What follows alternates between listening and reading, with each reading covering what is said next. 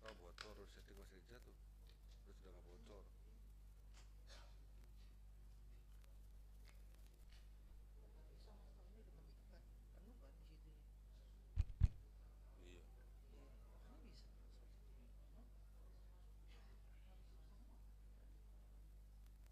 Iya, iya harus semuanya ya. Wah, lama lah udah lah.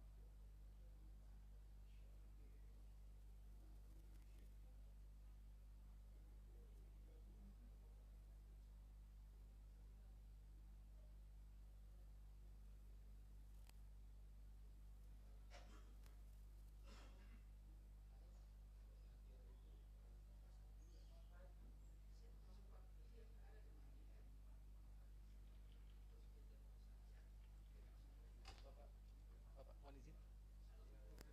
Ya, di sana dulu, Pak.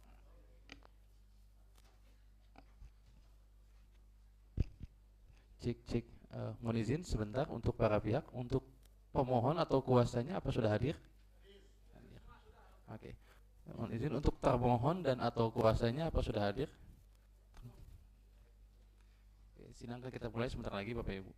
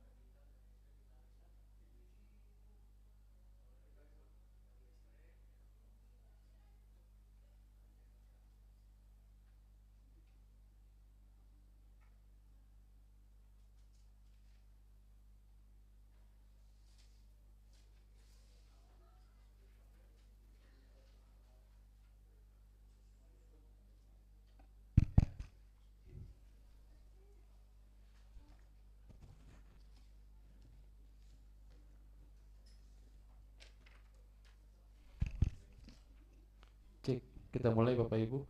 Sidang Komisi Informasi Pusat dengan nomor register sengketa 087 garing 10 Romawi garing KIP strip PSI garing 2025 antara pemohon Leoni Lydia terhadap termohon Kepolisian Daerah Metropolitan Jakarta Raya atau Polda Metro Jaya segera dimulai. Majelis Komisioner memasuki ruang sidang, hadirin dimohon berdiri.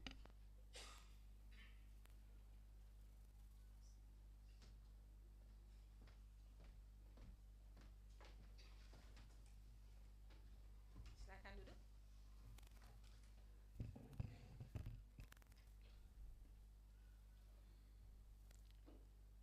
Selamat pagi dan salam sejahtera. Sidang Komisi Informasi Pusat dengan nomor register sengketa 087-10-Romawi-KIP-PSI-2025 antara pemohon Leoni Lydia terhadap termohon Kepolisian Daerah Metropolitan Jakarta Raya Polda Metro Jaya pada hari ini Selasa 2 Desember 2025 dengan ini dinyatakan dibuka dan terbuka untuk umum. Panitera, para pihak hadir semua? Izin ketua, para pihak sudah hadir. Silakan para pihak menempati tempat yang sudah disediakan.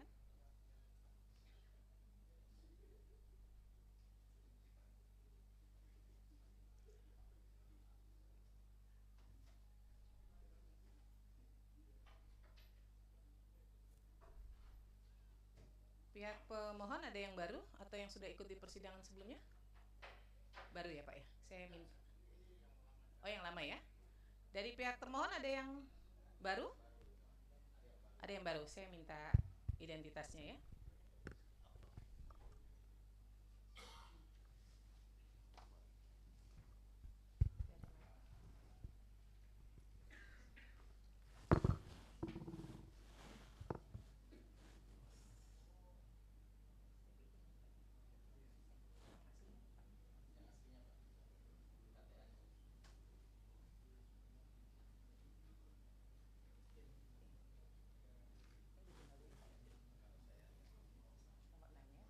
Yang ini. Pak Mansur? Ya, oke, makasih ya Pak.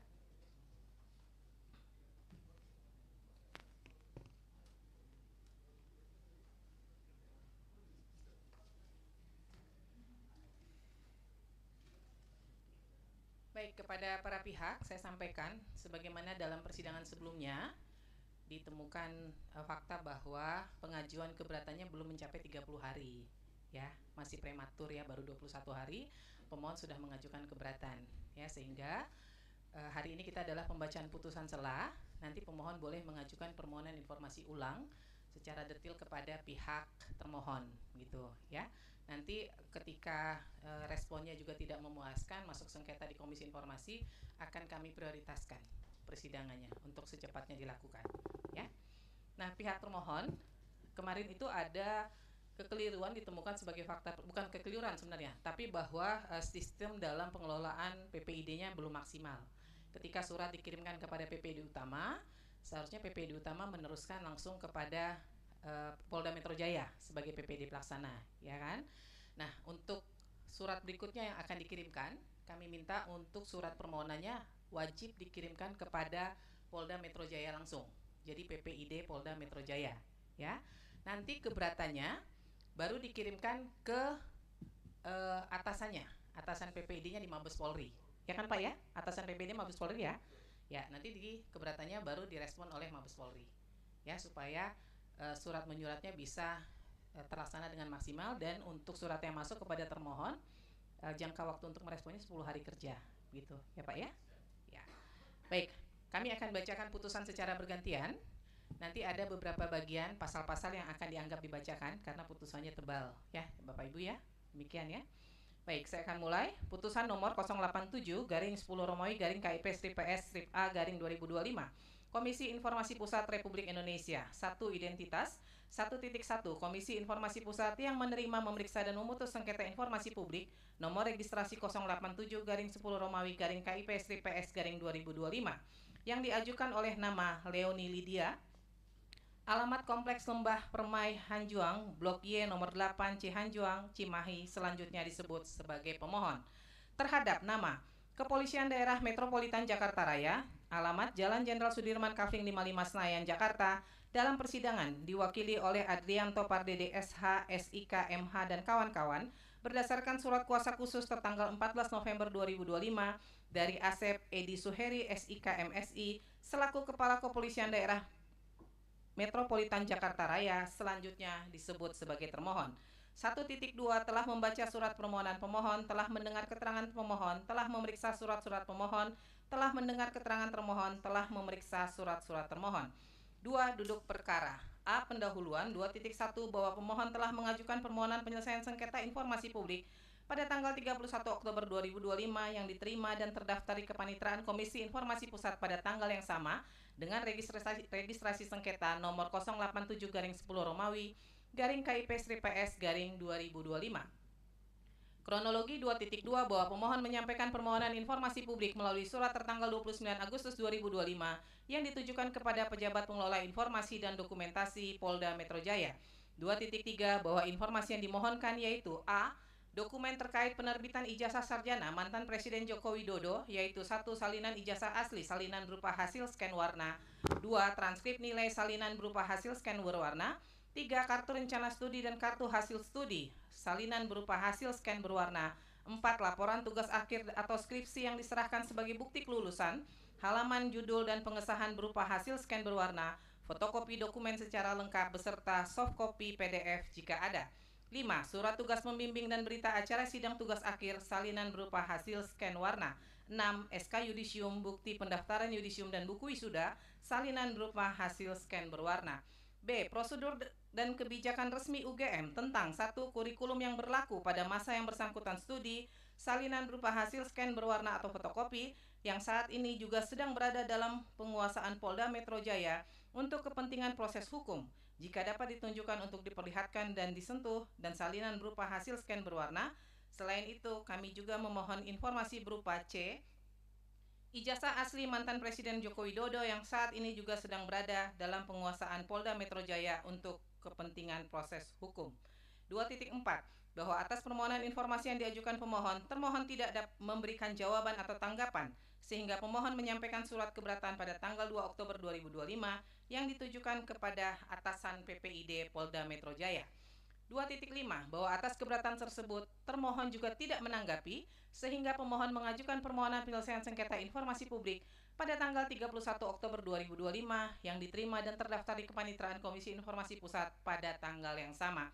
2.6 bahwa terhadap sengketa akuo telah dilakukan persidangan pada tanggal 17 November 2025 yang dihadiri oleh pemohon dan termohon. Alasan permohonan penyelesaian sengketa informasi publik 2.7, pemohon mengajukan permohonan penyelesaian sengketa informasi publik kepada Komisi Informasi Pusat karena permohonan informasi dan keberatan tidak mendapatkan tanggapan dari termohon. Alasan dan tujuan permohonan informasi 2.8, pemohon mengajukan permohonan informasi untuk menegakkan hak masyarakat memperoleh informasi publik. Petitum 2.9, pemohon memohon Komisi Informasi Pusat untuk 1, 2, 3, 4 dianggap dibacakan. B. Alat bukti, keterangan pemohon. 2.9 menimbang bahwa di persidangan pemohon menyatakan keterangan sebagai berikut. 1. Bahwa pemohon membenarkan permohonan informasi publik yang dilakukan untuk menegakkan hak masyarakat memperoleh informasi publik. 2. Bahwa pemohon menyampaikan akan mengulang kembali permohonan informasinya yang ditujukan kepada PPID Polda Metro dan atasan PPID Humas Polri untuk mengajukan sengketa baru dengan materi yang sama. 3. Bahwa pemohon menyampaikan berharap untuk sidang yang diajukan bisa digelar bersama dengan pokok perkara UGM karena pokok permohonan informasinya sama. Surat-surat pemohon 2.10 bahwa pemohon mengajukan surat sebagai berikut. Surat P1, surat P2, surat P3, surat P4, surat P5 dianggap dibacakan. Keterangan termohon 2.11 menimbang bahwa di persidangan termohon menyatakan keterangan sebagai berikut. 1. Bahwa termohon menyatakan baru mencari informasi terkait permohonan informasi pemohon ketika menerima panggilan sidang Komisi Informasi Pusat. 2. Bahwa termohon menyatakan dokumen yang dimohonkan oleh pemohon dikuasai, namun dokumen tersebut berupa berkas asli dan masih disegel, dan terkait dokumen tersebut dikecualikan karena masih menjadi alat bukti di kasus yang berjalan. Surat-surat pemohon 2.12 bahwa termohon mengajukan surat sebagai berikut. Surat T1 dianggap dibacakan.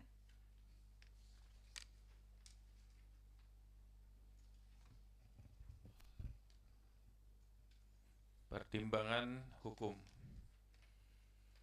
Menimbang bahwa maksud dan tujuan permohonan sesungguhnya adalah mengenai permohonan penyelesaian sengketa informasi publik sebagaimana diatur dalam pasal 1 angka 5, pasal 35 ayat 1 huruf C, pasal 37 ayat 1 Undang-Undang 14 tahun 2008 tentang keterbukaan informasi publik, selanjutnya disebut Undang-Undang KIP, jungto pasal 5 huruf B, pasal 13 huruf B, Perki nomor 1 2013 tentang prosedur penyelesaian sengketa informasi publik, selanjutnya disebut Perki PPSIP, yang pada pokoknya mengatur tentang penyelesaian sengketa informasi publik yang didasarkan pada tidak ditanggapinya permintaan informasi dan pengajuan keberatan yang telah diajukan kepada atasan PPID.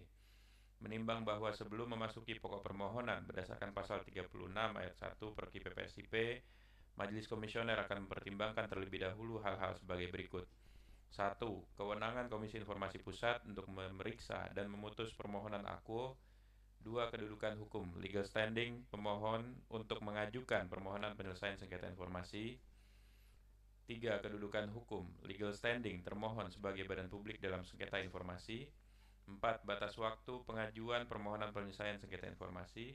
Terhadap keempat hal tersebut di atas, majelis mempertimbangkan dan memberikan pendapat sebagai berikut. A. Kewenangan Komisi Informasi Pusat. Menimbang bahwa Komisi Informasi Pusat mempunyai dua kewenangan, yaitu kewenangan absolut dan kewenangan relatif. Kewenangan absolut menimbang bahwa berdasarkan ketentuan pasal 1 angka 4 Undang-Undang KIP dinyatakan Komisi Informasi adalah lembaga mandiri yang berfungsi menjalankan Undang-Undang KIP dan peraturan pelaksanaannya, menetapkan petunjuk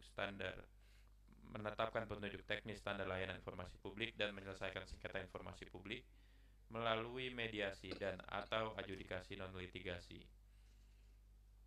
Selanjutnya pasal-pasal dianggap dibacakan.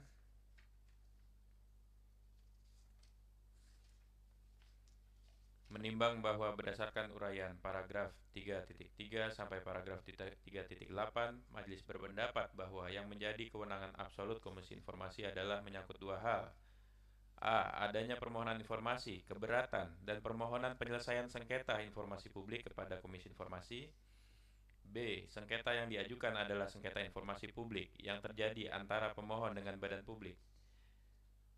3.10 menimbang bahwa berdasarkan fakta persidangan sebagaimana diuraikan pada paragraf 3.4 sampai paragraf 3.9 dan terkait unsur kewenangan absolut sebagaimana dimaksud pada paragraf 3.9 huruf A, majelis berpendapat bahwa sebagaimana diuraikan pada paragraf 2.2 sampai dengan paragraf 2.6 bagian kronologi sengketa akuo, majelis komisioner sengketa akuo adalah sengketa informasi yang telah memenuhi syarat formil dan material karena telah melalui tahapan prosedur yang benar menurut Undang-Undang KIP dan Perki PPSIP, yaitu melalui tahapan permohonan informasi, keberatan, dan pengajuan permohonan penyelesaian sengketa informasi publik ke Komisi Informasi Pusat, serta materi yang disengketakan adalah berkaitan dengan hak memperoleh dan atau menggunakan informasi publik, sehingga berada pada kewenangan absolut Komisi Informasi yang menerima, memeriksa, dan memutus sengketa akuo.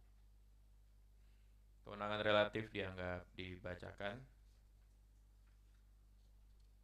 Kedudukan hukum legal standing pemohon dianggap dibacakan.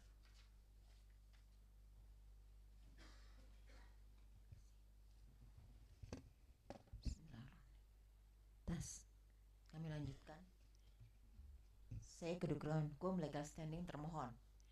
3.20 menimbang bahwa termohon dalam sengketa informasi akuo adalah Kepolisian Daerah Metropolitan Jakarta Raya Polda Metro Jaya yang sesungguhnya telah diuraikan dan dipertimbangkan pada bagian kewenangan relatif pada paragraf 3.11 sampai dengan paragraf 3.15, sehingga pertimbangan-pertimbangan tersebut mutatis mutandis berlaku dalam menguraikan dan mempertimbangkan kedudukan hukum termohon sebagaimana dimaksud pada bagian ini. 3.21 menimbang bahwa termohon dalam persidangan diwakili oleh Abrianto Pardede, SHSIK, MH, dan kawan-kawan surat kuasa khusus tanggal 14 November 2025 dari Asep Edi Suheri, SIK MSI selaku Kepala Kepolisian Daerah Metropolitan Jakarta Raya, Faid Surat T-2. 3.22 menimbang bahwa pihak termohon sebagaimana diatur dalam ketentuan pasal 44 ayat 2 Undang-Undang KIP. Kemudian 3.23 menimbang bahwa berdasarkan pada pasal 44 ayat 4 Undang-Undang KIP. 3.24 menimbang bahwa berdasarkan uraian pada paragraf 3.20 dianggap telah dibacakan. D. Batas waktu pengajuan permohonan penyelesaian sengketa informasi. 3.25 menimbang bahwa berdasarkan fakta yang diperoleh di dalam persidangan sehingga menjadi fakta hukum yang tidak terbantahkan dan telah diakui kebenarannya oleh pemohon dan termohon dalam persidangan bahwa dalam mekanisme memperoleh informasi termohon tidak menanggapi permintaan informasi dan pengajuan keberatan yang telah diajukan pemohon kepada atasan PPD sebagaimana telah diuraikan pada bagian kronologi paragraf 2.2 sampai paragraf 2.2. Kami ulangi, sampai paragraf 2.5. 3.26 menimbang bahwa batas waktu pengajuan permohonan penyelesaian sengketa informasi publik diatur sebagaimana ketentuan sebagai berikut. Pasal 37 ayat 2 Undang-Undang KIP, pasal 13 pergi PPSIP dianggap dibacakan. 3.27 menimbang bahwa pemohon mengajukan permohonan sengketa informasi publik pada Komisi Informasi Pusat melalui surat pada tanggal 31 Oktober 2025 yang diterima dan terdaftar di Kepaniteraan Komisi Informasi Pusat pada tanggal yang sama dan telah dicatat dalam buku registrasi sengketa informasi Komisi Informasi Pusat dengan registrasi sengketa nomor 087-10 Romawi KIP strip PS 2025. 3.28 menimbang bahwa berdasarkan uraian pada paragraf 3.25 sampai dengan paragraf 3.27, Majelis berpendapat bahwa pemohon dalam mengajukan permohonan penyelesaian sengketa informasi ke Komisi Informasi Pusat belum memenuhi berakhirnya jangka waktu 30 hari kerja untuk atasan PPID dalam memberikan tanggapan tertulis, sehingga Majelis berkesimpulan bahwa batas waktu permohonan penyelesaian sengketa informasi yang diajukan pemohon tidak memenuhi ketentuan sebagaimana diatur dalam Undang-Undang KIP Jungto Perki nomor 1 tahun 2013 tentang PPSIP. 3.29 menimbang bahwa berdasarkan ketentuan pasal 36 Perki PPSIP telah dianggap dibacakan. 3.30 menimbang bahwa berdasarkan ketentuan uraian paragraf 3.2 sampai dengan paragraf 3.29 dengan tidak terpenuhinya jangka waktu pengajuan permohonan penyelesaian sengketa informasi publik dalam sengketa informasi AKUO, Majelis memandang tidak perlu untuk mempertimbangkan hal lainnya termasuk pokok perkara, maka Majelis berpendapat untuk menjatuhkan putusan sela. 3.31 menimbang bahwa berdasarkan pasal 47 dan 48 Undang-Undang KIP Jungto pasal 60 pergi PPSIP, Majelis Komisioner menjelaskan hak-hak para pihak untuk mengajukan keberatan atas putusan Komisi Informasi. 4. Kesimpulan 4.1 berdasarkan seluruh uraian dan fakta hukum di atas, Majelis Komisioner berkesimpulan 1. Komisi Informasi Pusat berwenang untuk menerima, memeriksa, dan memutus permohonan AKUO. 2. Pemohon memiliki kedudukan hukum atau legal standing untuk mengajukan permohonan dalam sengketa AKUO. 3. Termohon memiliki kedudukan hukum atau legal standing sebagai termohon dalam sengketa AKUO. 4. Batas waktu pengajuan permohonan penyelesaian sengketa informasi publik tidak memenuhi jangka waktu sebagaimana diatur dalam pasal 37 ayat 2 Undang-Undang KIP Junto pasal 13 huruf A Perki PPSIP. 5. Amar putusan memutuskan 5.1 menolak permohonan pemohon untuk seluruhnya.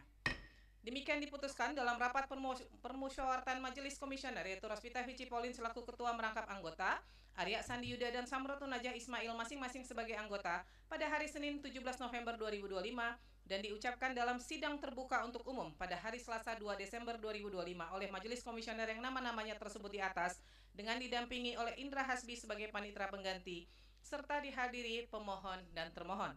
Ketua Majelis Rosvita Vici Pauline ditandatangani, anggota Majelis Samratun Najah Ismail ditandatangani, anggota Majelis Arya Sandi Yuda ditandatangani, panitera pengganti Indra Hasbi ditandatangani. Untuk salinan putusan ini sah dan sesuai dengan aslinya, diumumkan kepada masyarakat berdasarkan Undang-Undang Nomor 14 Tahun 2008 tentang Keterbukaan Informasi Publik dan Pasal 59 Ayat 4 dan Ayat 5 Peraturan Komisi Informasi Nomor 1 Tahun 2013 tentang Prosedur Penyelesaian Sengketa Informasi Publik. Baik, dengan demikian putusan sudah dibacakan. Silakan pihak pemohon, karena dia putusan sela, maka pemohon bisa mengajukan permohonan informasi ulang dengan substansi yang sama. Ya, ada yang ingin disampaikan oleh pemohon? Silakan. Kami menerima putusan sela dari Majelis Komisioner ini dan akan mematuhi dengan catatan kami akan mengajukan permohonan baru. Dan catatan yang kedua adalah kami sudah mengajukan ke kepolisian sejak tanggal 27 Agustus dan ketika mengajukan gugatan ke KIP tanggal 31 Oktober. Jadi sebenarnya sudah lebih dari 30 hari. Tapi putusan Majelis Komisioner kami terima dengan baik. Ya. Izin yang mulia. Ya, silakan. Terima kasih. Kami menerima putusan majelis sesuai perkiraan kami juga. Namun ingin kami sampaikan bahwa demi efisiensi proses hukum, apakah memungkinkan jika kami tidak perlu mengulang proses permohonan kepada lembaga publik, tapi mengajukan sengketa kembali ke KIP. Ya, Terima kasih. karena dia proses jangka waktu yang tidak terpenuhinya di badan publik. Jadi ketika pemohon mengajukan permohonan 10 hari kan badan publik wajib menjawab. Kalau misalnya badan publik menjawab di hari ketiga, maka bisa langsung masuk keberatan besoknya. Nah, keberatan itu jangka waktunya kan 30 hari ya. Kalau sebelum 30 hari, misalnya di hari ke-5 badan publiknya sudah merespon, bisa langsung masuk sengketa di Komisi Informasi. Persoalannya 30 hari belum tercapai, baru 21 hari.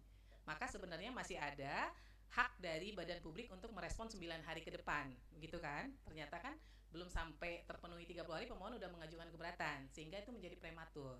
Ya, jadi karena sesuai undang-undang itu harus 30 hari, maka pemohon harus menghitung harinya dengan benar untuk 10 hari plus 30 harinya, gitu. Maksud kami, jika kami menunggu 30 hari itu tercapai, sehingga kami bisa mengajukan kembali sengketa ke ya, KIP, ya. jadi tidak perlu lagi mengajukan ulang permohonan ke lembaga publik. Apakah memungkinkan? Nggak bisa, karena kan ini udah putusan selah, Oh, jadi harus oke. diulang. Harus diulang dari Ya, awal. cuman saya berharap memang Baik. dari pihak termohon, kalau termohon di Polda Metro mungkin 10 hari nggak terlalu lama ya, dalam waktu cepat bisa. Nah, yang kami akan himbau adalah untuk di Mabes Polri-nya. Jadi nggak perlu nunggu 30 hari ya, karena ini kan sudah permohonan yang berulang ya. Jadi kalau bisa ya sebelum 30 hari harusnya sudah direspon dengan baik begitu. Baik, terima Ya. kasih Mulia. Ya. Demikian ya. Ada lagi? Saya hanya ini, Bu Majelis, kesepakatannya yang lalu kan sebenarnya sudah ada arahan tuh untuk pihak termohon supaya bisa merespon lebih cepat. Iya, Ini. betul. Jadi saya kira tidak masalah prosedur diikuti.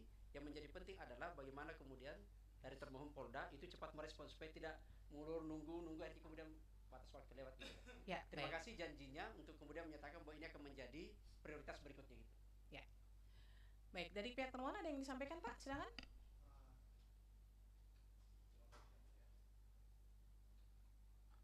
Terima kasih Majelis. Kami hanya mau menyampaikan kepada pemohon bahwa untuk pengajuan informasi publik ke kami silahkan sesuai dengan prosedur, yaitu melalui email yang kami miliki. Kemudian akan kami respon sesuai dengan ketentuan undang-undang. Itu aja, Pak. Emailnya ada di website Nanti ada kami kasih. tertera, tapi enggak maksud saya Ada. di website ada nggak? Ada. Ada ya. Di media sosial pun Instagram kami Humas itu sudah jelas ada alamat email kami Permohonan di situ. informasi online ada nggak, Pak? Ada ya. Di ada. website Lewat dari email, Polda lewat Metro email. ada? Lewat email semua. Lewat email semua yang mulia. Lewat email ya. Secara online nggak ada, Pak? Online. Online maksud saya gini. Iya. Kalau sekarang kan badan publik diwajibkan di dalam itu, di dalam websitenya tuh ada form permohonan yang diisi langsung. Ada nggak di Polda Metro? Ada. Jadi dia nggak perlu ngirim email, dia melalui aplikasi atau form permohonan yang diisi dan kemudian nanti langsung masuk ke PPID-nya. Ada nggak saat ini di Polda? Belum ada ya? Berarti proses surat menyurat by email semua, lewat email semua. Kemudian yang mulia menambahkan, kalau untuk yang aplikasi tadi, kalau di kepolisian itu lebih ke pelayanan pengaduan. Namun kalau untuk pengajuan seperti ini masih ada di email ataupun dikirim secara langsung bersuratnya. Oh begitu ya. Siap. Bapak PPID-nya ya? Saya dari PPID. humasnya. Humasnya ya, Pak. Siap. Kan PPID diwajibkan ya, Pak, untuk membuat layanan informasi online ya. Pengajuan permohonan informasi, pengajuan keberatan secara online. Akan kami atensi setelah ini, akan kami cek kembali. Iya. Nah, yang perlu jadi catatan ya, emailnya jangan sampai keliru ya, Pak ya. Karena kalau emailnya keliru, kesalahannya ada di pihak termohon, suratnya nggak nyampe, kami anggap itu diterima. Kalau kekeliruannya dari pihak termohon, ya. Demikian Pak ya. Baik. Cukup ya. Izin yang Ya, Ada sedikit lagi? catatan. Silakan. Jadi memang ketika kami mencoba melacak untuk mengirim surat itu, kami di website Mabes Polri waktu itu terjadi sulit sekali, hutan belukar itu. Jadi beda dengan misalnya kita dapatkan aplikasi PPID itu di UGM dan kemudian KPU Pusat dan KPU Jakarta. Itu juga tidak kami dapatkan aplikasi PPID itu di Solo seingat saya. Jadi memang itu catatan untuk pihak termohon supaya memperhatikan segera menyediakan aplikasi untuk form bagi publik untuk memohon informasi supaya mudah. Jadi artinya kemudian Mabes Polri juga tidak menanggapi dan baru lebih dari sebulan kemudian dikirimkan ke Polda Metro Jaya, itu menunjukkan adanya tidak inkoordinasi antara Mabes Polri dengan Polda Metro Jaya. Terima kasih. Pak, kalau yang di PPID Mabes Polri-nya udah tidak mengajukan permohonannya? Email juga? Email ya, tidak ada form PPID-nya. Saya kira yang menjadi problem kalau problem di sidang pertama kita adalah karena dari pusat, dari Polri-nya itu kan terlambat informasi ke Polda. Iya. Tanggal 13, jadi supaya tidak terulang maka proses berikutnya langsung ke Polda Metro. Persoalannya adalah apakah ada aplikasi atau by email aja? Email aja, Pak. Untuk sekarang ini. Iya, email aja. Izin yang mulia. Yang bisa langsung emailnya dikasih yang Saya coba cek. Baik. Websitenya apa ya? PPID Polda Metro. Websitenya juga mati. Habis selesai sidang ini kami sampaikan. Pak, ke kami. Izin yang mulia, agar jelas semua ke publik juga, jika memungkinkan, apakah bisa disampaikan langsung di persidangan ini di depan majelis hakim, alamat email yang perlu kami kirimkan baik Polda maupun Polri-nya sebagai atasan PPID. Terima kasih. Di sini nggak ada. Di depan, Pak. Itu yang di sebelah mana? Oh, ini yang dari Insta ya, Pak. Kalau di websitenya ada nggak, Pak? Websitenya apa, Pak? Pak, ini kan ada situs IPPID. Itu Mas, Mabes Polri. Polda nggak ada? Nggak ada. Enggak, jangan gini maksud saya. Ya, Mabes Polri. Kalau email nanti bisa ke screenshot lagi. IPPID Polda ada, Pak. Maksudnya tertulis, email tertulis. IPPID harus ke Polri. Apanya?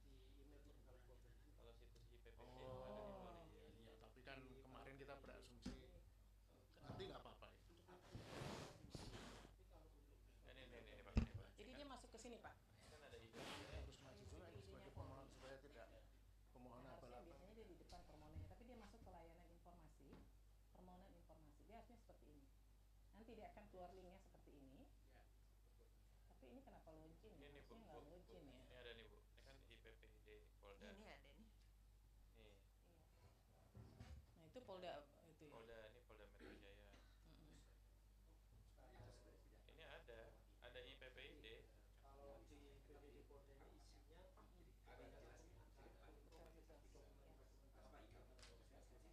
Enggak, ini nih, Pak. Ini Pak. Ini kan IPPID. Ini kan Polda. Tinggal ke sini, Pak. Dia mau mohon nih. Ada kok, ada. Ada, Mabes ada. Ini integrasi nih. Enggak, yang saya bingung Bapak kok malah nggak tahu. Gimana? Iya, Bapak. Ya Humas harus lebih tahu, Pak. Jawabnya malah yang saya tahu yang ini. Jangan pakai email, Pak, pakai PPID. Ya kan memang ketentuannya begitu, Pak. Itu nanti kalau email nanti ketelinsur lagi.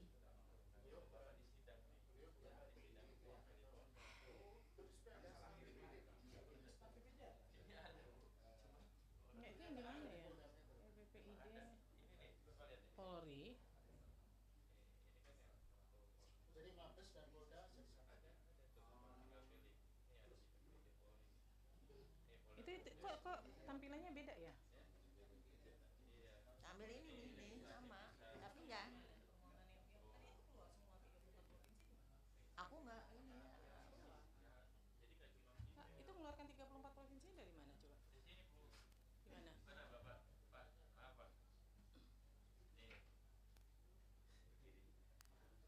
Nih, Mbak, nih pakai ini. Permohonan informasi selamat datang di Polri. Iya, makanya saya bilang mereka nanti tinggal dispo. Nah, itu ngambilnya dari mana, Mas? Iya. Nggak keluarkan ke situ, yang ini nggak keluar.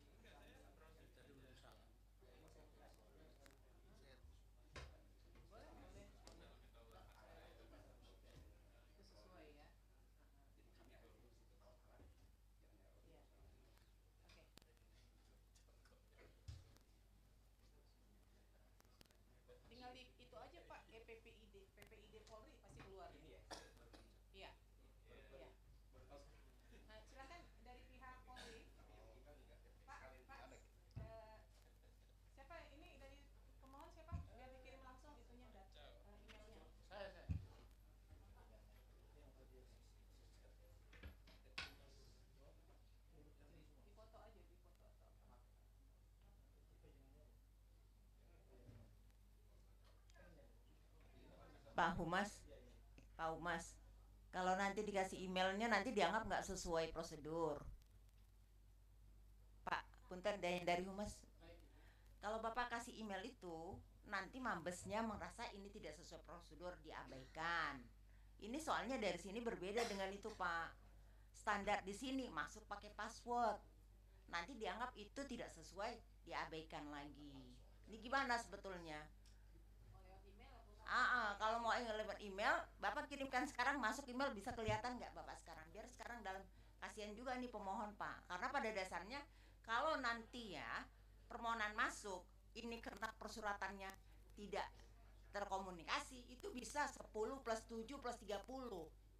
Kasihan pemohon, Pak, untuk yang kedua kali.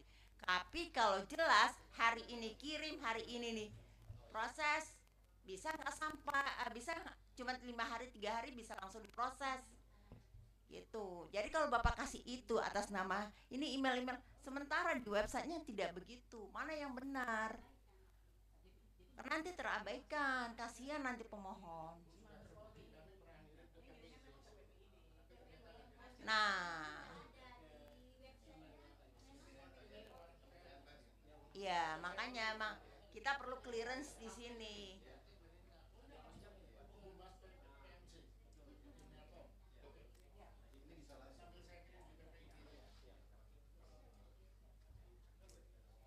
Ya yang penting direspon ya Pak.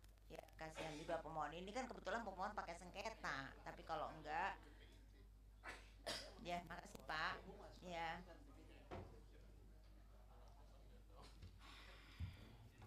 Baik, jadi pemohon, majelis minta nanti surat permohonannya dikirim berlapis.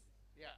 Kirim by email juga dan kirim juga ke aplikasi PPID-nya. Kita lihat nih aplikasi Betul. PPID-nya berfungsi apa enggak Berfungsi nih? atau enggak? Ya kan, dibuat berfungsi apa enggak? Karena kan tadi yang dikirim ke Mabes Polri macet tuh ke bawahnya. Oh iya. Ya, kita akan lihat apakah kemudian kalau yang lewat aplikasi juga terespon dengan baik. Ya, nanti Pak untuk di aplikasi juga dicek Pak. Baik. Ya, jadi masuk apa enggak gitu ya. Jadi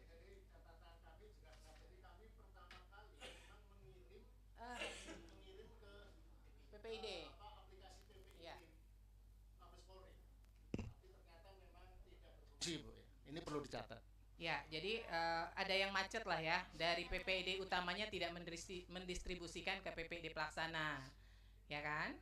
Gitu ya. Jadi nanti ini menjadi catatan buat kita bersama karena ada 2 catatan di sini. Yang pertama dari pihak termohon untuk permohonan informasinya macet dari PPID utama kemudian tidak mendistribusikan ke PPID pelaksana. Dari pihak pemohon terkait jangka waktunya kurang memenuhi ya. Jadi nanti silahkan dikirimkan ulang dan kalau yang dibutuhkan detail itu harus dibunyikan secara detail supaya jangan sampai permintaannya A sampai E kemudian nanti di persidangan nambah sampai L gitu ya. Jadi kalau memang dibutuhkannya sampai A sampai Z ya ditulis semua secara detail apa yang dibutuhkan gitu ya. Baik ya, silahkan pakai mic ya. Enggak, tadi ada di Untuk di dalam layanan websitenya PPID itu seperti website PPID yang lain itu jelas ada layanan untuk mengajukan surat permohonan. Dan di sana nggak ada. Kemudian emailnya juga yang bisa langsung ke setiap polda kalau perlu. Kemudian yang ini pertanyaan saya ke Bu Hakim, bolehkah kami sedikit merinci atau menambahkan dokumen yang diminta nanti? Bisa. Ya, jadi yang pertama memang tadi kita sudah lakukan cek bersama untuk di permohonan informasinya dia tersentral ya Pak ya, tersentral di PPID utama Mabes Polri. Tapi untuk Polda Metro sendiri ada sebenarnya kolom untuk permohonan khusus ke Polda Metro itu ada. Nanti tadi sudah ditunjukkan, nanti bisa dilihat ya. Kemudian yang kedua, karena ini permohonan informasi ulang, maka pemohon tidak perlu mengikuti surat yang sebelumnya. Kalau surat yang sebelumnya dari pihak pemohon hanya mengajukan 8 permohonan, lalu sekarang mau nambah jadi 15 itu silahkan saja. Karena ini dihitung permohonan informasi baru. Ya, demikian ya, cukup ya. Pihak pemohon, termohon cukup ya. Cukup ya. Baik. Izin. Jadi karena ini pertama tadi ada mungkin pemahaman bahwa memang keputusan sela ini dihitung dari yang tanggal 2 Oktober itu harusnya dikasih waktu sampai 30 hari kerja baru mengajukan. Nah tadi sepertinya Bapak kurang sependapat dengan keputusan sela ini. Tetapi kemudian ini untuk termohon karena ini kedua kali dan ini memang menjadi catatan juga. Idealnya kalau register permohon itu tidak pakai password-passwordan karena siapapun bisa ya. Lalu kalau ini yang untuk kedua kali harusnya tidak nunggu 10 hari. Meskipun itu ke Mabes Polri, tetapi Bapak kan sudah mengetahui paling tidak dengan email yang tadi bisa saling simultan untuk pemenuhannya. Kalau bisa sebelum turun Mabes Polri-nya Bapak sudah persiapkan. Dan kalau bisa juga jangan sampai ada keberatan. Artinya semua sudah terpenuhi pada saat tanggapan pertama. Ini baru contoh yang sifatnya dianggap permohonan khusus. Bagaimana dengan permohonan masyarakat biasa? Gitu ya Pak ya. Tolong ya Pak ya. Terima kasih. Silakan Ketua. Baik, cukup ya. Dengan demikian sidang Komisi Informasi Pusat dengan nomor register sengketa 087/10 Romawi /KIP/PSI/2025 antara pemohon Leoni Lydia terhadap termohon Kepolisian Daerah Metropolitan Jakarta Raya Polda Metro Jaya pada hari ini Selasa 2 Desember 2025 dengan ini dinyatakan selesai dan ditutup. Majelis mendengarkan ruang sidang, hadirin mohon berdiri.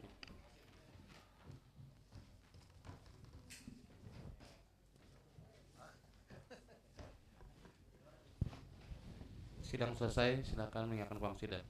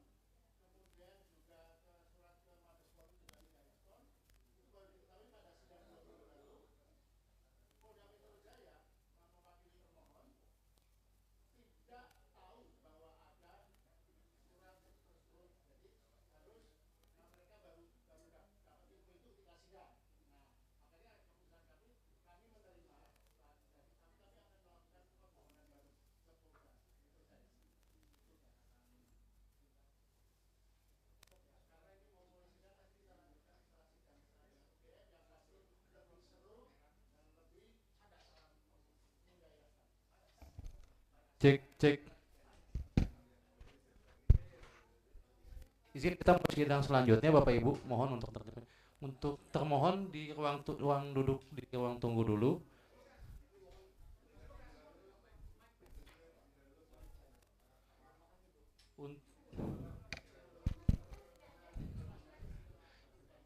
Cek untuk pihak UGM apa sudah hadir?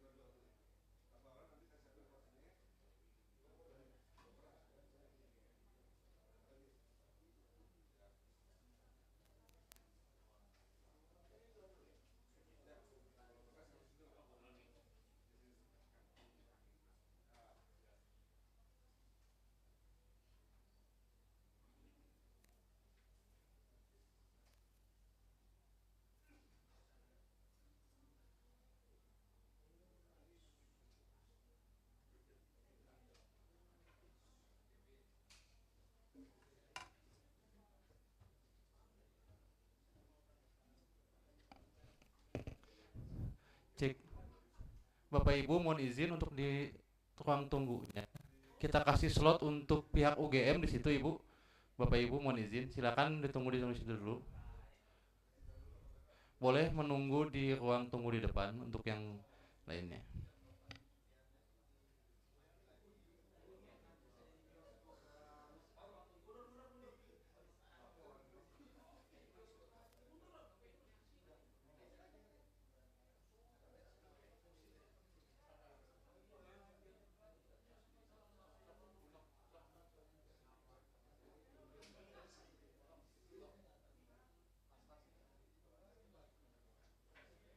Izin, ini tas dari termohon, mohon izin untuk diambil dulu sebentar.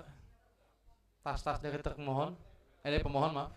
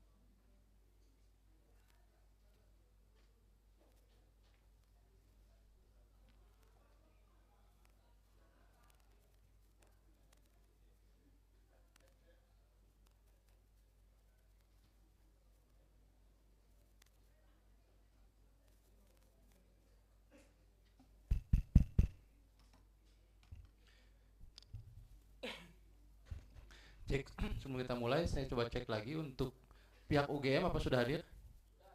Oke. Sidang Komisi Informasi Pusat dengan nomor registrasi sengketa 055-10 Romawi KIPS PSI 2025 antara pemohon Leoni Lydia terhadap termohon Universitas Gadjah Mada atau UGM segera dimulai. Majelis Komisioner masih ke ruang sidang, hadirin dimohon berdiri.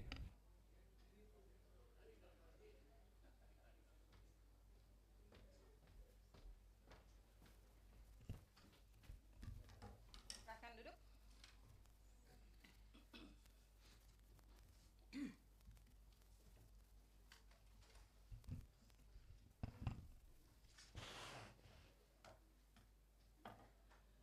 Selamat siang dan salam sejahtera. Sidang Komisi Informasi Pusat dengan nomor register sengketa 055-10 Romawi KIPS PSI 2025 antara pemohon Leoni Lydia terhadap termohon Universitas Gadjah Mada pada hari ini Selasa 2 Desember 2025 dengan ini dinyatakan dibuka dan terbuka untuk umum. Panitera, para pihak hadir semua? Izin Ketua, para pihak sudah hadir Ketua. Silakan para pihak menempati tempat yang sudah disediakan. Pemohon di sebelah kanan majelis, termohon di sebelah kiri majelis.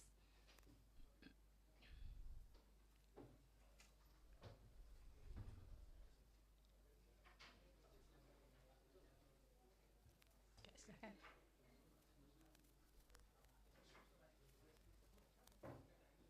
Kalau kursinya kurang mungkin dari pihak ini bisa ditambah.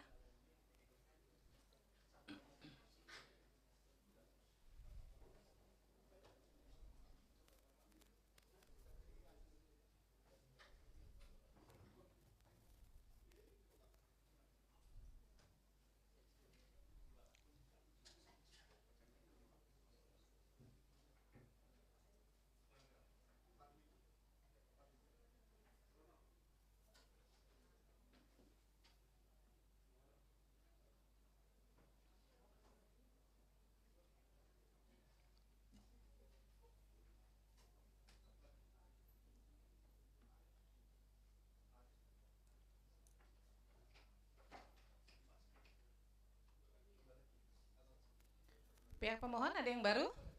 Atau sudah ikut di persidangan sebelumnya semua? Sudah ikut ya? Pihak termohon silahkan yang baru untuk identitas dan surat kuasanya.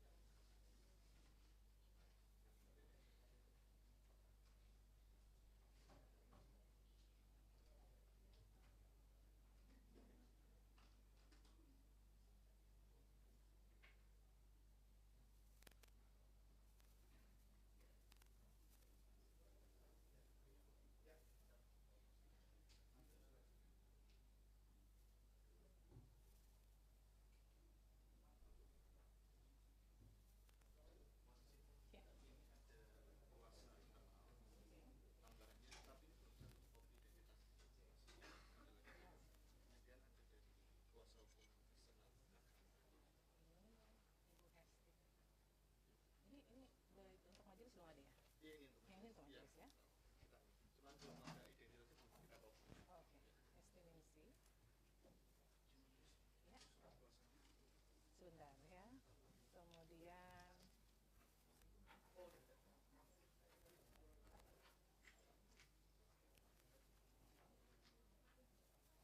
Wiko.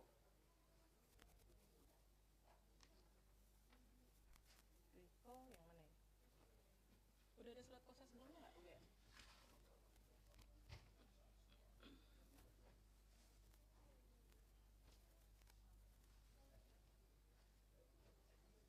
Wiko yang mana ya? Di surat kuasa nggak ada. Surat kuasa Wiko ada nggak? Yang mana? Oh, ada lagi di belakangnya. Oke.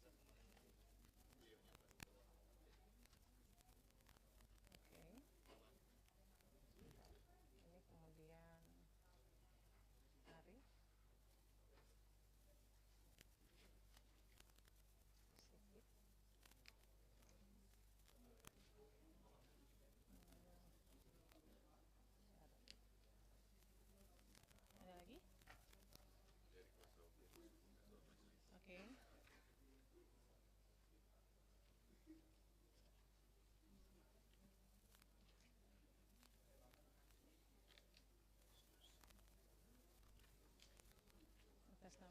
Aslinya ada nggak?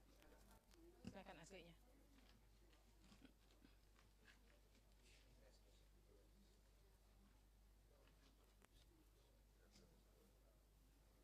Andreas Jose.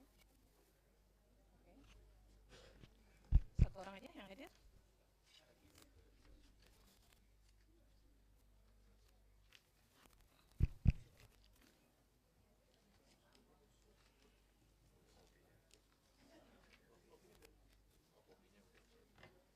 Aslinya harus ada aslinya.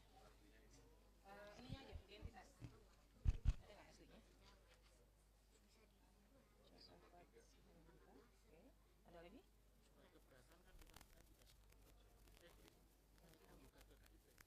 Oke, ini ditinggal dulu ya.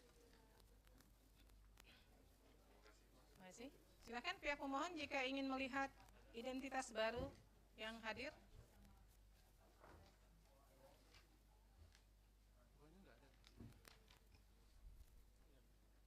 Ini yang baru dari pihak UGM. Ini yang kuasa hukumnya, menggunakan kuasa hukum.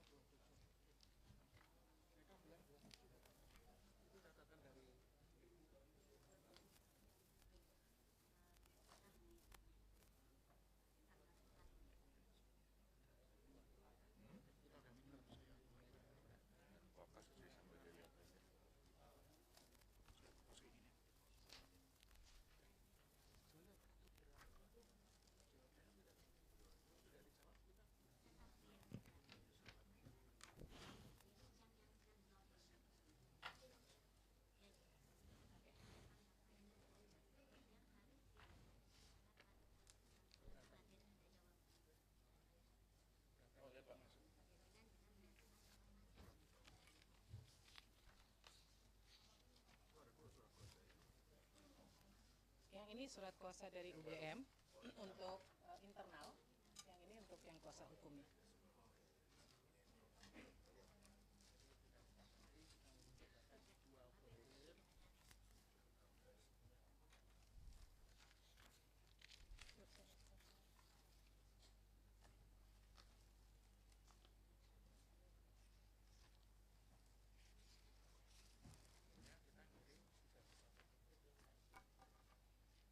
Baik, silakan Panitra untuk membacakan tata tertib persidangan. Baik, Ketua. Tata tertib persidangan. 1. Pemohon dan atau kuasanya, termohon dan atau kuasanya, saksi, ahli, dan pengunjung sidang. A. Menempati tempat duduk yang telah disediakan. B. Menunjukkan sikap hormat kepada majelis komisioner. 2. Pemohon dan atau kuasanya, termohon dan atau kuasanya, saksi dan ahli menyampaikan sesuatu barang bukti dalam persidangan kepada majelis komisioner melalui panitera yang ditugaskan untuk itu. 3. Pengunjung sidang wajib bersikap tertib, tenang, dan sopan. 4. Pengunjung sidang dilarang A. Membawa senjata dan atau benda-benda lain yang dapat membahayakan atau mengganggu jalannya persidangan. B. Melakukan perbuatan atau tingkah laku yang dapat mengganggu jalannya persidangan dan atau merendahkan kehormatan serta kewibawaan majelis komisioner. C. Merusak dan atau mengganggu fungsi sarana, prasarana, atau perlengkapan persidangan lainnya. D. Merendahkan martabat atau kehormatan majelis komisioner dan atau pegawai komisi informasi. E. Menghina pemohon dan atau kuasanya, termohon dan atau kuasanya, saksi dan ahli. 5. Pemohon dan atau kuasanya, termohon dan atau kuasanya, saksi, ahli, dan pengunjung sidang agar menonaktifkan alat komunikasi dan alat elektronik lainnya agar tidak mengganggu jalannya persidangan. 6. Pelanggaran terhadap tata tertib yang telah disebutkan tadi merupakan penghinaan terhadap Komisi Informasi. 7. Barang siapa melakukan penghinaan terhadap Komisi Informasi setelah diperingatkan dengan patut atas perintah Ketua Majelis Komisioner dapat dikeluarkan dari ruang sidang. Terima kasih. Baik, terima kasih Panitra. Kepada para pihak saya sampaikan, hari ini kita adalah sidang lanjutan, di mana dalam persidangan sebelumnya majelis meminta kepada pihak termohon untuk membawa informasi yang disengketakan. Sudah dibawa ada? Ada di bawah ya? Dijelaskan. Ya? Sudah dimasukkan dalam uji konsekuensi. Sudah dimasukkan dalam uji konsekuensi. Boleh majelis lihat hasilnya?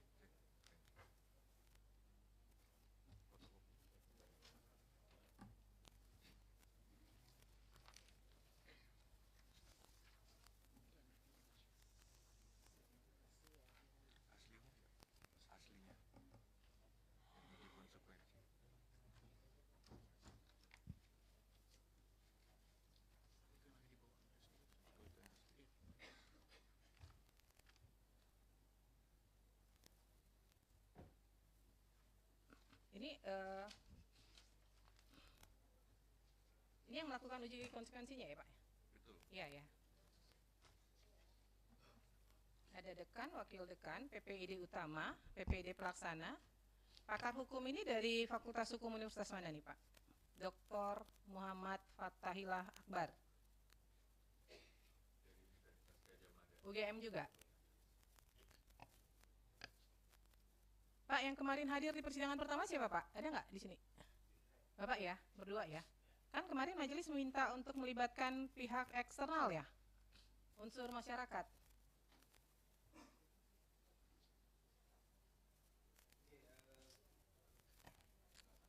Oke, izin majelis gitu ya. Jadi kenapa kemudian gitu ya kita tidak melibatkan unsur masyarakat?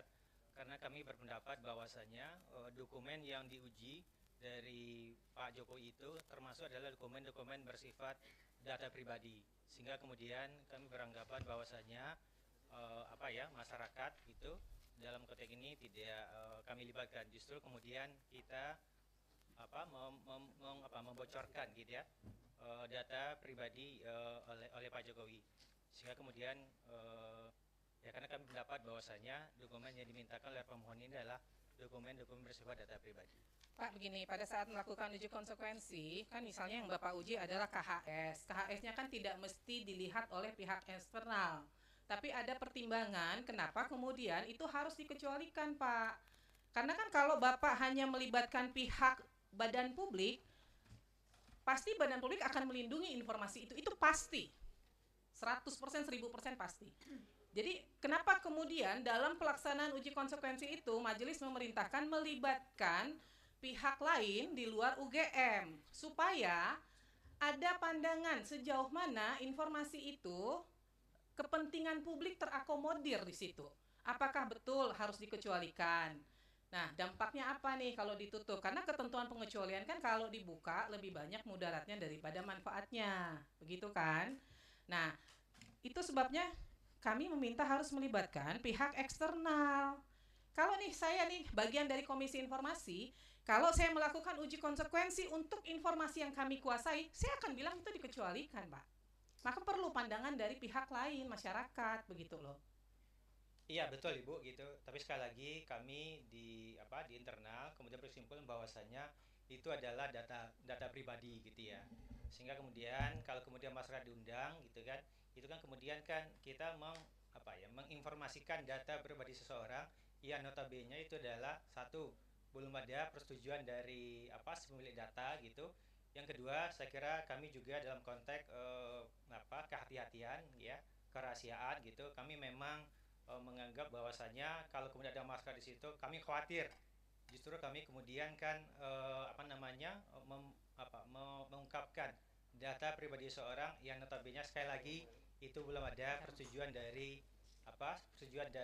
pemilik data. Yang kedua, penting juga adalah itu belum ada juga putusan dari pengadilan ya yang memerintahkan kami untuk mengungkapkan data itu. Jadi atas dasar itu kemudian kami berpendapat bahwasanya kami dalam konteks ini tidak melibatkan masyarakat. Pak, sebentar saya tanya nih. Okay. Bapak melakukan uji konsekuensi, ini misalnya saya ambil contoh nih KHS. Ini hanya terkait KHS-nya Pak Jokowi atau KHS secara keseluruhan yang Bapak uji? Oke, sesuai dengan di SK tersebut itu khusus KHS-nya Pak Jokowi. Nah, kalau KHS pada umumnya diminta oleh publik terbuka atau tidak, Pak? Kalau misalnya nih publik meminta KHS atau yang lainnya di luar itu, ini terbuka atau enggak? Iya, saya kira kalau konteksnya dan tadi uji konsekuensi Ibu, kalau konteksnya dia melibatkan masyarakat, sekali lagi kami berpikir bahwasannya KHS itu data pribadi. Jadi kami tidak melibatkan masyarakat dulu dalam konteks ujian konsekuensi, kecuali dasarnya ada persetujuan dari si pemilik data ataupun nanti ya tadi perintah dari KIP. Pemahamannya itu Pak, pemahamannya Bapak melakukan uji konsekuensi bukan hanya terhadap KHS-nya Pak Jokowi. Karena kalau Bapak mengatakan KHS untuk Pak Jokowi dikecualikan, maka secara global untuk siapapun itu menjadi informasi yang dikecualikan. Ya kan? Uji konsekuensi yang Bapak lakukan, kenapa kemudian harus melibatkan masyarakat? Masyarakat akan, Bapak harus kasih dasar-dasarnya apa yang menjadi pertimbangan. KHS ini harus dikecualikan. Ada informasi pribadi. Informasi pribadi apa sih yang terkandung di dalamnya? Kan tadi saya udah bilang, tidak mesti dokumennya Bapak tunjukkan kepada pihak masyarakat, tapi kemudian dilakukan kajian bersama antara UGM dengan pihak eksternal sejauh mana sebuah informasi itu kemudian akan dikecualikan gitu loh. Dampaknya Oke, apa? Ibu, kalau misalnya Bu, di situ ada pakar gitu ya. Saya kira pakar itu juga bagian dari masyarakat gitu ya. Nggak bisa Pak, itu kan maka tadi saya tanya pakar ahli hukum ini dari UGM atau bukan? Iya betul. Dari UGM kan? Betul, betul. Ya, jadi kan perintah majelis Tapi melibatkan, gini, Pak ini perintah majelis loh. Kami memerintahkan harusnya melibatkan pihak luar. Gitu loh. Kan? Ya, Tapi Bapak oke. tidak melakukan. Ya, gitu. sekali lagi Bu, kami berangkat dari sikap yang kehati-hatian yang notabene itu juga Pak, dijamin oleh begini. PDP. Nggih. Kemarin harus dihargai yang namanya perintah majelis, ya. Pemahamannya seperti yang sampaikan ketua majelis, bukan dokumennya tapi formula-formula. Misalnya tadi ijazah seperti apa formulanya? Oh, ada nama, ada data. Jadi tidak dokumennya. Kalau melibatkan pihak lain itu lebih independen, Pak. Terlepas itu punya siapa, baru dikategorikan lagi. Jadi ketika perintah majelis, kalau Bapak kemarin tidak sepakat, Bapak bahasnya kemarin. Jadi supaya lebih cepat persidangan hari ini kita melihat beranggapan pertama Bapak tidak menghargai perintah majelis. Ya kan? Kan tidak harus dokumennya. Kita dalam hal ini melihat dokumen itu tidak membedakan pemilik siapa. Ya kan? Jadi nggak usah berdiskusi dalam arti yang di sini saja Bapak memperlihatkan bahwa tidak independen, ya kan, untuk melihat suatu persoalan. Jadi kalau kemarin perintah majelis ada melihat bahwa ini kalau melibatkan pihak eksternal, maka kajiannya lebih independen. Bukan lebih lagi, memang independen. Tidak harus dokumennya, tapi formula. Kalau ada ijazah seperti ini, kalau KHS data apa saja, tanpa memperlihatkan. Itu. Terima kasih. Apa boleh menanggapi atau Izin Bu Ketua. Silakan. Ini seluruhnya kan berarti dari UGM ya? Iya. Apa saudara? Bentar. Memohon sebentar ya. Saudara termohon ini berarti seluruhnya dilakukan oleh UGM. Berarti UGM tidak menganggap ada entitas akademik lain selain UGM yang mengerti Yang masalah handphonenya ini. bunyi tolong dimatikan ya. Ini UGM berarti tidak menganggap dalam tema KHS atau perlindungan data pribadi atau keterbukaan informasi publik tidak ada pakar dari selain UGM. Saya mau tanya itu dulu. Singkat-singkat aja ya, karena saya masih ada pendalaman lain. Baik, terima kasih anggota majelis. Pada prinsipnya kami tetap menganggap dan kami juga menganggap bahwa pakar dari pakar, ada tidak kepakaran di luar UGM yang bisa memahami soal menurut UGM? Untuk diuji konsekuensi ini tidak ada, tapi kalau untuk secara keseluruhan pasti ada. Namun tadi yang disampaikan. Nah, jadi begini, ini ada chauvinisme nih, ya, prestige oriented chauvinis. Jadi kebanggaan seakan-akan yang mengerti tema ini hanya orang-orang UGM. Andaikan teman-teman atau bapak ibu di UGM itu mau mempertahankan satu mazhab pemikiran saja, sebenarnya bisa kok. Ambil saja pakar-pakar lain yang satu mazhab, karena sebenarnya di keterbukaan informasi juga ada mazhab kehati-hatian, ada juga cautious focus approach misalnya begitu, ya. Kalau mau ambil kehati-hatian, katakanlah misalnya UGM mempertahankan ini sebagai suatu hal yang jadi apa? Data pribadi. Tadi Bapak bilang, Bapak orang fakultas hukum. Fakultas hukum. Iya kan? Mazhab tuh bisa diambil penguatannya dari mana aja. Dan masyarakat tuh bertaburan kok pakar-pakar. Jadi sebagai sebuah epistemic community, ini masalahnya ada di chauvinisme UGM nih kalau begini kelihatannya.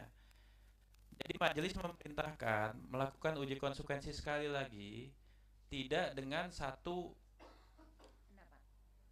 pendapat homogen dari UGM. Ini sudah komposisi berlaku untuk semua register Aqua, Pak. Gitu. Tapi kalau Bapak menganggap hanya UGM yang mengerti masalah ini masalahnya di UGM keseluruhan berarti. Ini masalah prestige oriented chauvinism. Ini chauvinisme model akademik. Ya Pak ya. Ini andaikan Bapak mau mempertahankan satu pendapat pun, ambil dari luar UGM, itu perintah majelisnya. Gitu. Sehingga pendapat Bapak itu lebih kuat, begitu. Ya. Ini saya sudah pakai bahasa yang paling netral. Ya. Bapak mau mempertahankan silakan, tapi komposisinya tidak boleh homogen gitu. Sehingga Bapak tidak dianggap sebagai satu kesatuan korsa, tapi sebagai satu kesatuan pandangan mazhab.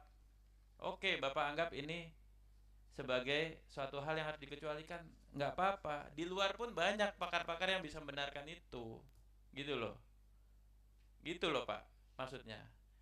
Dan tadi Ibu Ketua Majelis sudah sampaikan, jangan anggap ini sebagai satu case individu. Perlakuan Bapak terhadap semua pemilik dokumen tertentu, informasi tertentu di UGM begini, begitu loh. Dan itu didukung oleh perspektif apa? Ada tanggapan? Izin majelis menanggapi, kami tidak mempertahankan mazhab, tapi alasan kami tadi adalah kami mematuhi prinsip kehati-hatian kami. Iya, kehati-hatian itu tadi saya sebut salah satu mazhab. Cautious focus approach itu salah satu mazhab. Dan uji konsekuensi memang untuk mempertahankan mazhab. Salah Bapak kalau bilang Bapak nggak mempertahankan mazhab. Kan kebijakan rektorat harus ada. Bapak salah.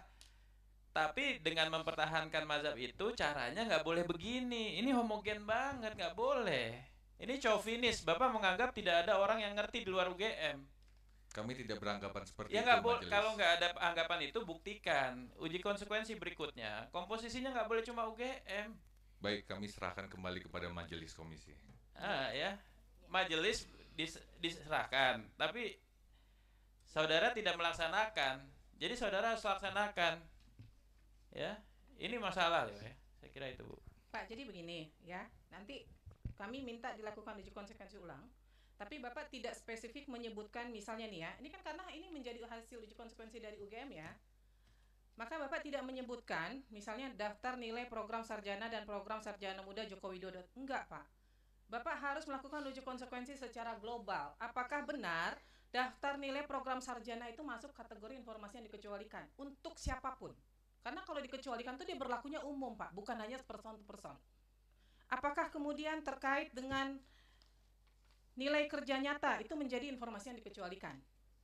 Kalau untuk Pak Jokowi dikecualikan, maka untuk yang lain pun harus dikecualikan, Pak. Nggak mungkin untuk Pak Jokowi dikecualikan terus orang lain minta Bapak buka aksesnya. Kalau dikecualikan ya informasi itu akan berlaku dikecualikan untuk semua. Kemudian terkait misalnya laporan tugas akhir, skripsi, benar nggak ini dikecualikan? Tidak dikecualikan, dikatakan. Berita acara sidang dikecualikan, benar nggak? Untuk semua alumni atau dari UGM berita acara sidang menjadi informasi yang dikecualikan. Itu harus berlaku sama, Pak. Jadi nggak bisa informasi itu untuk si A terbuka, untuk si B dikecualikan, nggak bisa. Uji konsekuensi itu berlaku untuk semua, begitu. Jadi saya nggak mau di sini ada kata-kata surat keputusan yudisium untuk Joko Widodo, nggak bisa, Pak. Bapak ini berlaku kalau Bapak sudah menyatakan surat keputusan yudisium dikecualikan, maka untuk semuanya itu menjadi dikecualikan. Nah, Bapak harus melakukan uji konsekuensi dan di sini Bapak harus menyebutkan nih. Di sini kan nggak disebutkan nih, Pak. Bapak menyebutkan, saya kasih contoh ya. Mengandung data pribadi. Data pribadi apa, Pak, yang terkandung di situ? Bapak harus jelaskan di dalam kajiannya. Apakah di situ ada tanggal lahir? Apakah di situ apa yang dikecualikan? Kalau yang dikecualikan ternyata dari satu dokumen ini yang dikecualikan hanya bagian tanggal lahir, hanya bagian mungkin ada alamat dan sebagainya di situ, itu aja yang ditutup. Tidak otomatis informasinya kemudian menjadi dikecualikan semua, Pak. Maka di kajian itu harus jelas apa sih di dokumen atau di informasi itu yang dikecualikan. Di KHS nih apa sih, Pak, yang dikecualikan? Nilai. Selain nilai apa? Nah, kan berarti yang nilainya saja yang ditutup.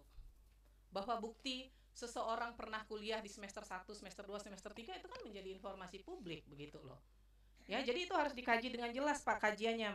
apa yang masuk dalam kategori dikecualikan itu apa. Ini kan kalau saya baca saya nggak bisa menemukan nih, hanya dibilang data pribadi. Data pribadi apa yang terkandung di KHS? Itu harus ada, Pak. Kalau dibilang menghambat proses penegakan hukum, yang bagaimana begitu? Harus ada jelas kajiannya ya, Pak ya. Kemudian di sini Bapak menyebutkan, saya nggak tahu kok Bapak melakukan uji konsekuensi terhadap nilai kerja nyata. Padahal yang diminta di sini laporan kuliah kerja nyata. Emang sama ya, Pak ya?